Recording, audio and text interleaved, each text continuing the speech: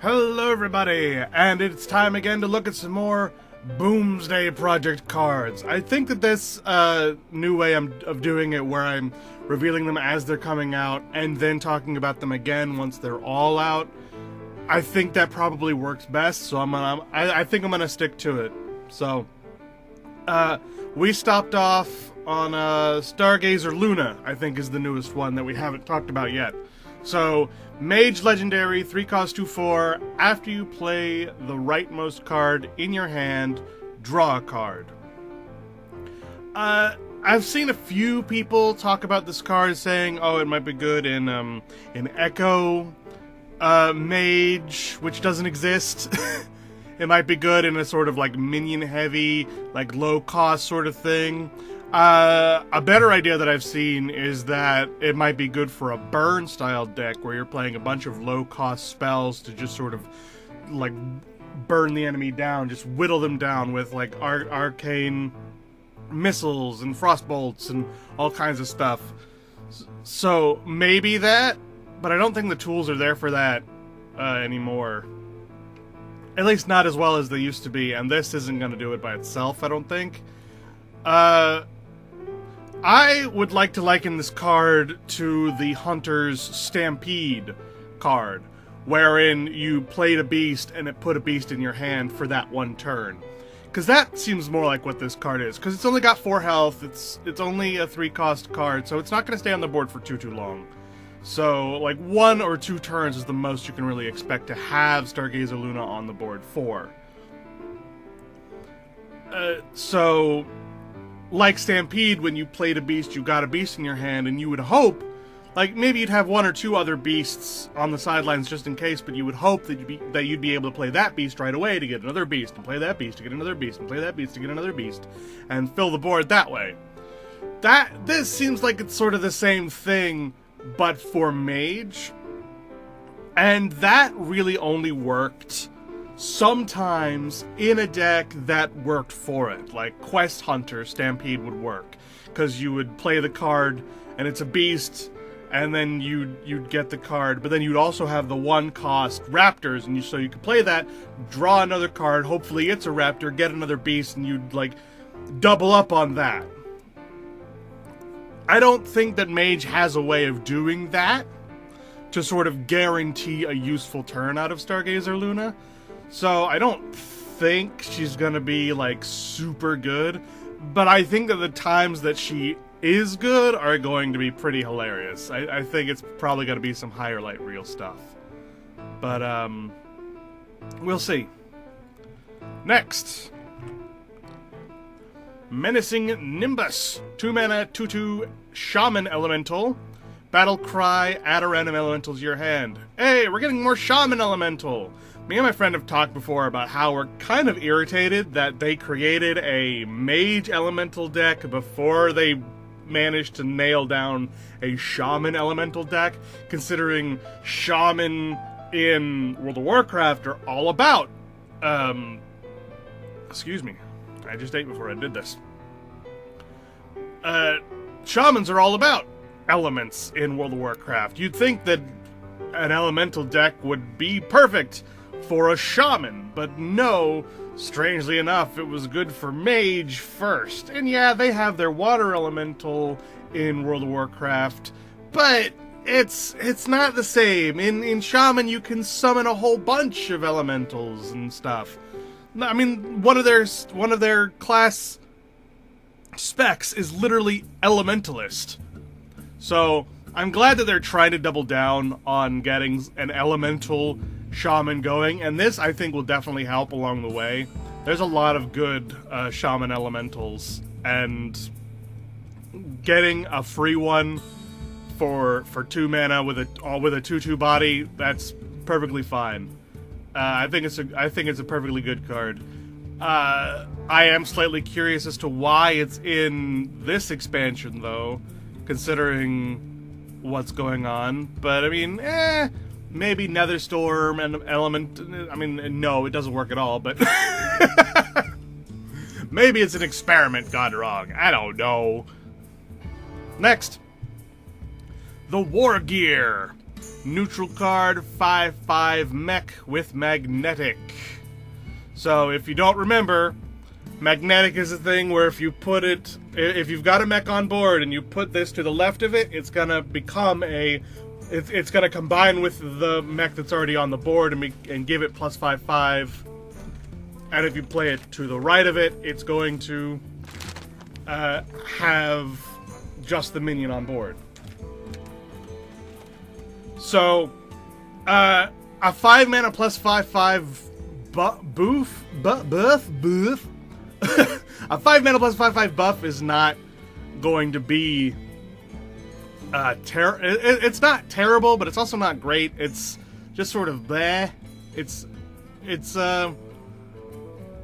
just sort of meh. But I think having the flexibility of being able to just put it on as a 5/5 is going to make it worth that extra mana. Like a 4 mana give something plus 5/5, I think is about right. I think there's that paladin spell, 4 mana give things +4/+4, and that's not played a ton. So a 4 mana plus 5/5 is probably good. And so I think the flexibility, while it's probably not worth 1, I think it'll be good if you have a Mechnetic and a mech synergy kind of deck. Plus, it is nice that it is a buff strictly to something that's already on the board, meaning that you play this and the thing can attack immediately. So, for instance, let's say you played the Spider Bomb, the 3 mana 2/2, with the Death Rattle Destroy thing, and then you played this on top of that. Or vice versa. And it becomes a 7/7 Death Rattle Destroy random enemy minion that can attack immediately. So, I think if it is sort of a mech style deck, this has a place. But if you're just going for like I'm just gonna have a few mechs in there with Mechnetic just to like tack onto it and have it be like an extra thing in my deck, I think it's not gonna be worth it. Next, the upgradable Framebot. Neutral card, 2 mana, 1/5 mech. This is the same kind of thing where you'd want to play this in a Mechnetic style deck. There aren't enough mechs that get buffs from other things like the Gorilla to make this worth it. But if you're playing strictly a Mechnetic style deck, then combined with the War Gear, this becomes a 7 mana 6/10, which is pretty good. So I think the same sort of thing. If you want a Mechnetic style deck, then you'd want to put this in. Otherwise, you probably wouldn't bother. Next, Warrior card, 7 mana, 3/8 mech, the Beryllium Nullifier. Can't be targeted by spells or hero powers, and is also magnetic. See, this I'm actually thinking might be good on its own. See, the nice thing about this is that the can't be targeted by spells or hero powers is not to be underestimated. The few cards that have gotten that have always been useful. And yeah, it's way overcost at 7 mana. But if you were to somehow give this taunt, maybe with the 3/2 that gives things taunts, I don't know if that's still in standard. It might only be in wild. But in wild, if you did that, then this becomes worth it. Because with the health it's got, it's great. If we can get if there's a taunt mech out there, I don't think there is right now that isn't in wild. In wild there are, but in standard I don't think there are any mechs that are taunt. But if we get one, then this immediately becomes worth it because of the magnetic thing. So the things that would make this good is if you're in a magnetic deck, if you're in a mech deck, if you are if we get a taunt mech that is worth playing. Heck, even if the taunt mech isn't worth playing, you put this on top. Actually, isn't that that 0/9 with taunt? Isn't that a mech? I think so. It's overcost at 4 mana. But if you were to play that and then somehow manage to play this at a discount, or manage to maybe you've saved the coin to turn 10 somehow for some reason, and you do that as a combo, it becomes a 3... My math is failing me. a 317 with taunt that can't be targeted by spells or hero powers. That's amazing. But it costs 11 mana, so... not the easiest thing in the world to do, and probably not in the scope of reality. But if we get another mech, if we get another mech taunt, maybe one that costs 3, then maybe.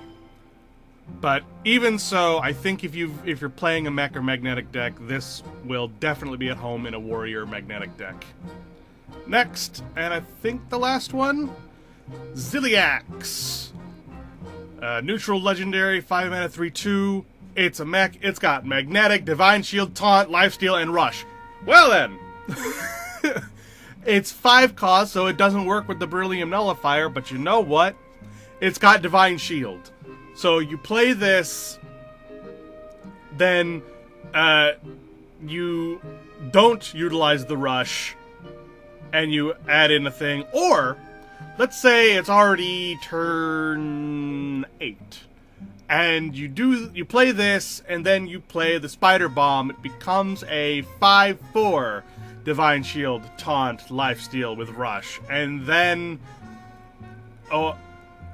Or better yet, you play it with the War Gear. Turn 10, you play the War Gear, it becomes an 8/7 with Divine Shield, Taunt, Lifesteal, and Rush, and then the next turn you play the Beryllium Nullifier on top of it, and it can't be targeted by spells or hero powers on top of having Lifesteal and Taunt.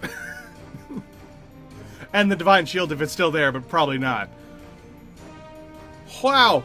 And then, how big is it? Hold on. My math is failing me. It would be a 6/15. Wow. Wow. So, you know, the magnetic idea, I think, is really gonna be neat. Its Achilles heel are kill cards, such as the Rogue Spellstone, or things that are like destroy a random enemy minion. Let's say you're going Hunter versus Hunter, you're playing a magnetic deck, the opponent isn't, but they still have a Spider Bomb specifically to get rid of your superpowered Ziliax. So that can happen. And it's sort of a pipe dream that you'd ever get something that big to stay there for that long and help you win the game. But if it happens, it's gonna be awesome. And if we get more magnetic cards, hopefully cheap ones, to just tack on to this stuff, I think it's gonna be great. What I would actually really like to see is a magnetic echo card. I think that would be cool. If we got like maybe like a mini bot that is a 1 mana 1/2 magnetic echo. I think that would be amazing. I think that would be great. I would love that. That would be a great card to have. Maybe don't put it in Paladin because they've already got one, but in Neutral or Warrior or something. But yeah, I think that would be a great idea. Probably not going to happen, but if it did, I think it would be great. So yeah, that was the last one. Goodbye, everybody.